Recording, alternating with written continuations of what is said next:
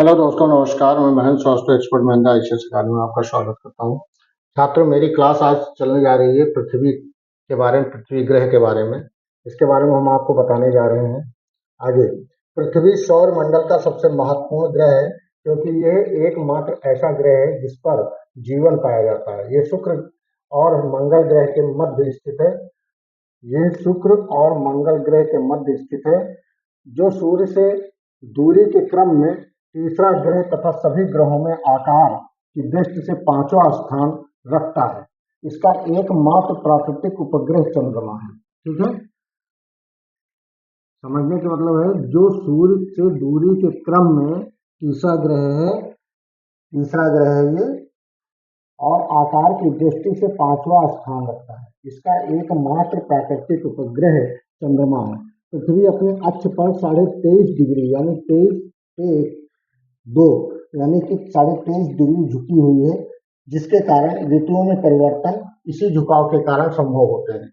इसका विषुवतीय या भूमध्य रेखीय व्यास लगभग 12,765.6 किलोमीटर और ध्रुवीय व्यास 12,714 किलोमीटर है। पृथ्वी की भूमध्य रेखीय परिधि 40,076 किलोमीटर तथा भू ध्रुवीय परिधि 40,008 किलोमीटर अपने अक्ष पर 1,000 मील यानी 1,610 किलोमीटर प्रति घंटे की गति से एक परिभ्रमण पूरा करने में इसको 23 घंटा 56 मिनट 4 सेकंड का समय लगता है। कहने का मतलब है इसको जो एक घूर्णन करने में, परिभ्रमण करने में इसको 23 घंटा 56 मिनट 4 सेकंड लगता है, इसकी सूर्य की परिक्रमा करने में।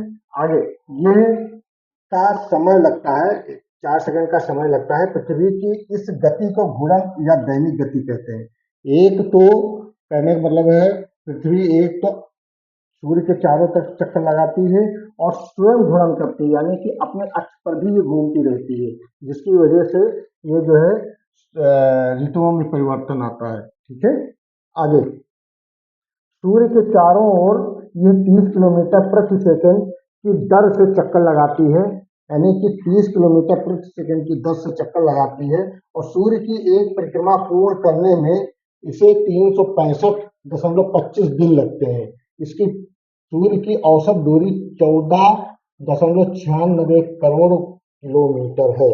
पृथ्वी पर जीवन वातावरण के कारण है, यानी पृथ्वी पर जीवन वातावरण के कारण है। इसी कारण इस ग्रह को हरित ग्रह यानी ग्रीन प्लैनेट भी कहते हैं। यानी ग्रीन प्लैनेट किसे कहते हैं? तो पृथ्वी को ही कहते हैं।